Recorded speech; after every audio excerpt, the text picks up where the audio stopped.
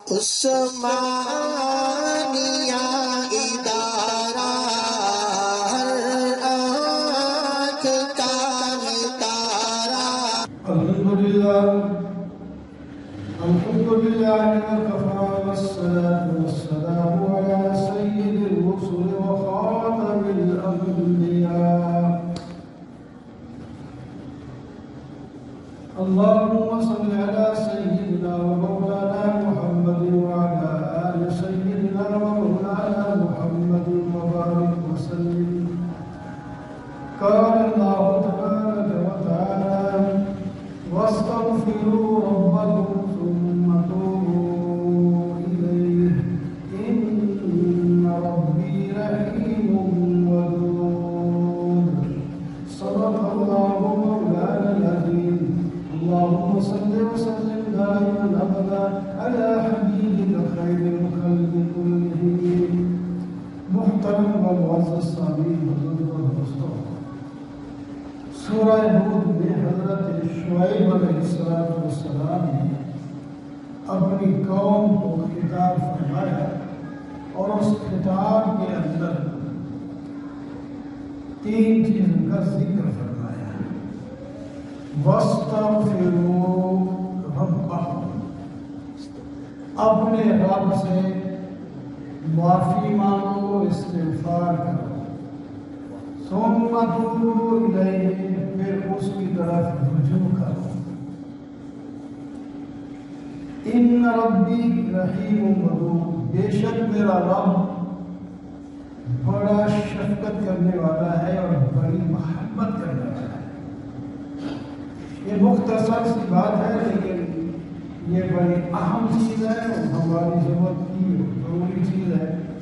اس میں دو چیزوں کا حکم دیا گیا، ایک استغفار کرنے کا، دوسرا توبہ کرنے کا۔ ان دونوں میں فرق یہ ہے، استغفار کہتے ہیں گزشتہ جو گناہ کیے ہیں ان کو چھوڑ کر اللہ سے معافی مانگنا کہ یہ مجھ سے گناہ ہو گیا، یا اللہ میں آپ سے معافی چاہتا ہوں۔ اس کو استغفار کہتے ہیں، گزشتہ گناہوں کا ہوتا ہے۔ اور آئندہ کے لیے توبہ کا مطلب ہے آئندہ کے لیے کہ میں یہ گناہ نہیں کروں گا۔ گزشتہ گناہوں سے معافی کا نام استغفار ہے، اور آئندہ وعدہ کرنا کہ میں گناہ نہیں کروں گا، اس کا نام ہے توبہ۔ اور جس سے ہم معافی مانگیں گے، استغفار کریں گے، اس کے بارے میں بھی بتا دیا وہ ایسی ذات نہیں کہ جو دھتکار دے یا غصے والی۔ فرمایا جس کے بارے میں کہہ رہا ہوں، جس سے معافی مانگی ہے آپ نے اور جس کی طرف رجوع کرنا ہے، وہ میرا رب ہے، تمہارا بھی رب ہے۔ اور ہے کیسا؟ غفور، وہ بڑا بخشنا، رحیم ودود، وہ بہت ہی رحمت کرنے والا ہے۔ اور محبت، ودود کا معنی محبت کرنے والا، بڑی محبت کرنے والا ہے اور بڑی شفقت کرنے والا ہے۔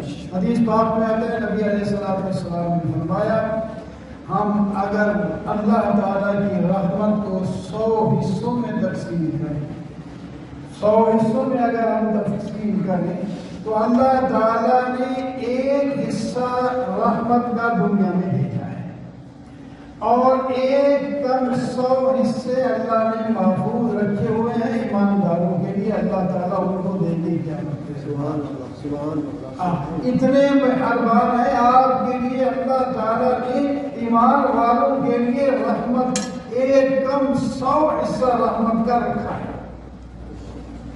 اور آپ اندازہ لگائیں وہ کتنا ہوگا، وہ ایک حصہ فرمایا جو دنیا میں بھیجا ہے، اس کا دیکھیں آج دنیا میں لوگ کتنی محبت کرتے ہیں۔ اس رحمت کی وجہ سے ظاہر صاحب جو ہے وہ بھی اپنے بچوں سے محبت کر رہے ہیں، اور جناب خونخوار جانور وہ بھی اپنے بچوں کے ساتھ محبت کر رہے ہیں، اور محبت بھی چل رہی ہے اس پر آپ بھی۔ تو یہ اتنی محبتیں جو ایک حصے میں اللہ تعالیٰ نے رکھی ہیں، تو پھر 100 حصہ، ایک کم 100 حصہ جو ہے وہ اللہ نے ایمانداروں کے لیے رکھا ہے، ان کو دینا ہے، اس کی طرف رجوع۔ یہ احسان اچھا جی، اور ہم جو کرتے ہیں نا توبہ سرانی میری توبہ ہے، یہ اصل توبہ تو ٹھیک ہے لفظوں میں ہو گئی، لیکن اصل توبہ جو ہے دل سے ہوتی ہے اور اس کا اثر واضح ہونا چاہیے۔ ہم تو بڑے بڑے گناہ کرتے ہیں، اس کے باوجود بھی توبہ ہمارے پاس نقلی سی ہے۔ حضرت ابو لبابہ رضی اللہ تعالیٰ عنہ، حضرت ابو لبابہ صحابی رسول ہیں، جب ان سے ایک چھوٹی سی بدار، ہمارے لوگ اس کو غلطی نہیں سمجھتے لیکن انہوں نے محسوس کیا اتنی بڑی غلطی ہے، جب نبی علیہ السلام نے بنو قریظہ سے کہا تم اگر حکم تسلیم کرتے ہو تو حضرت صاحب جو ہے فیصلہ کرے گا، تم بھی قبول کر لینا ہم بھی قبول کر لیں گے، بل کی بات ہے۔ تو انہوں نے کہا نہیں، حضرت ابو لبابہ جو ہے نا ان کو بنائیں یا کم از کم ہمیں وہ بھیج دے، وہ ہمارے ساتھ ہیں، ہمیں مشورہ دیا، ان سے مشورہ کرنا چاہتے ہیں۔ آپ نے فرمایا کوئی بات نہیں اور بھی آ جائے۔ حضرت ابو لبابہ چلے گئے ان کے پاس، انہوں نے مشورہ پوچھا کہ ان کو سعادت کو تسلیم کر دیں، حکم کو کیسا فیصلہ کریں گے؟ انہوں نے منہ سے کچھ نہیں کہا، صرف ہاتھ سے اشارہ کیا، وہ صرف اشارہ کیا، زبان سے بھی کچھ نہیں کہا۔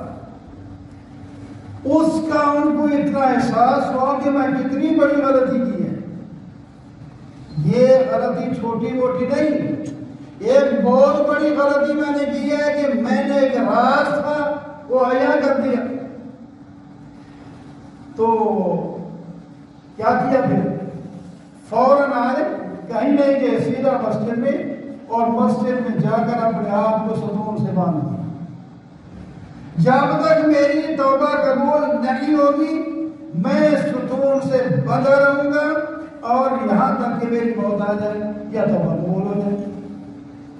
یہ ہوتی ہے تو جا کے اب وہاں اپنے آپ کو باندھا ہوا ہے، کہیں نہیں جاتے، کھانا دیتے کھانا بھی نہیں کھاتے، ضروریات انسانی ہے اس کے لیے صرف بولتے ہیں، ان کے رشتہ دار وہ صاحب کے فارغ ہو گئے، فوراً آگے پھر باندھ۔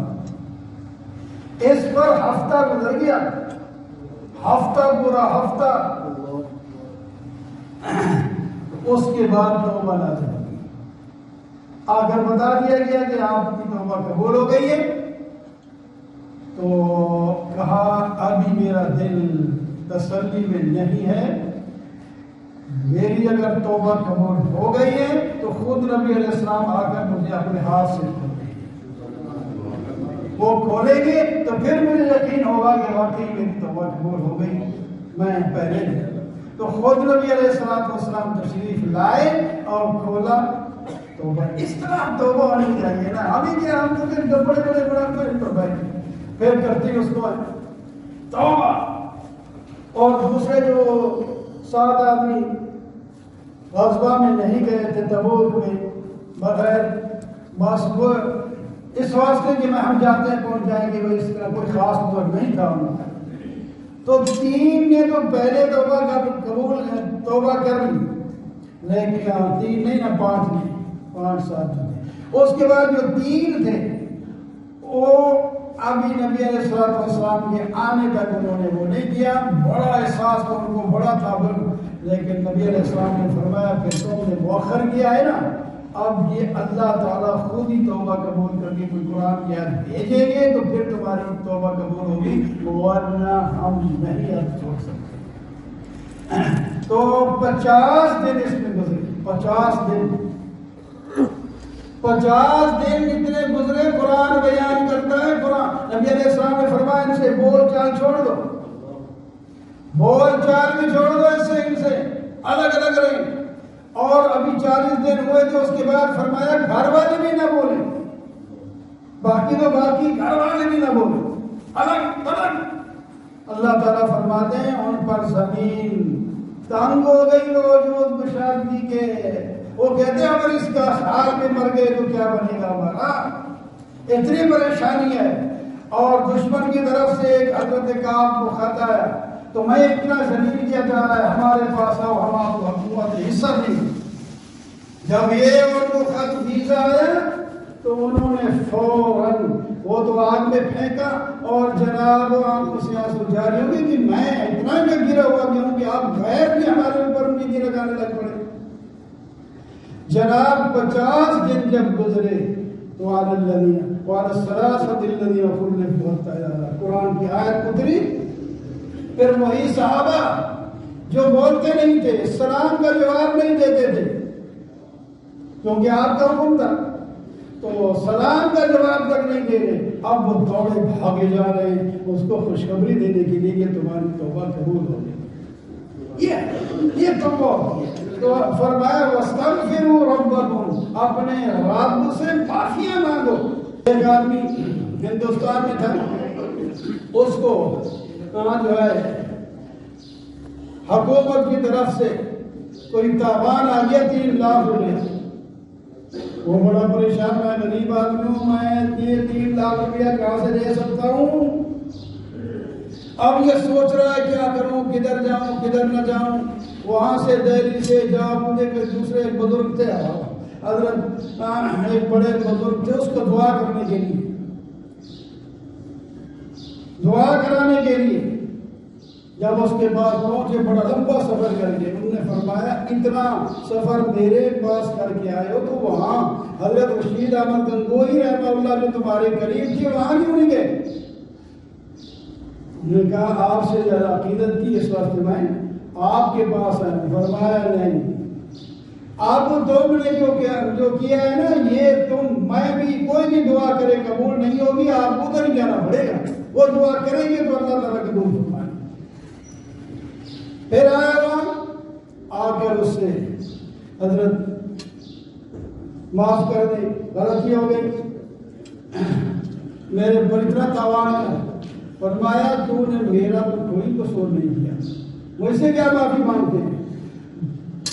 تو مدرسے کے خلاف زبان کرتا تھا، مدرسے کے خلاف، مدرسے اللہ تعالیٰ کے ہیں، مدرسے کے خلاف تو نے زبان بند کھولی ہے، جس کے پاداش میں اللہ تعالیٰ نے تجھے تھوڑا سا نمونہ دکھایا ہے، پہلے تو توبہ کر، مدرسے کے خلاف کبھی بھی کوئی بات نہیں کرے گا، اور جو کچھ پہلے کر چکا ہوں یا اللہ معاف کر دے، پھر میں بھی دعا کر دوں گا، اللہ تبارک و تعالیٰ یہ مصیبت ٹال دے گا۔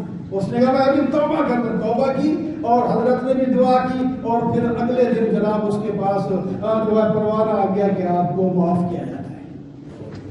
تو بندہ اتنا یعنی توجہ کے ساتھ متوجہ ہو جائے، اللہ سے معافیاں مانگے، مسجد میں، باہر، گھر میں، کمرے میں، سونے کے بعد لوگ سو گئے، آپ اپنے بستر میں بیٹھ کے استغفار کریں، تسبیحات پڑھیں، روئیں دھوئیں، انشاءاللہ ایسی کوئی بات نہیں، رحیم بدود خدا کیوں نہیں معاف کرے گا؟ یہ کر دے گا معاف، جب تک ہماری نظر اپنے اسباب پر رہے گی، پھر دیکھیں کہ آپ نے دیکھا ہی جائے گا کہ کیا ہوگا، اور جب ہمیں اپنے اللہ کی رحمت پر ہماری نظر جائے گی تو پھر یہ بات نہیں ہوگی، اللہ تعالیٰ معاف کر دیں گے۔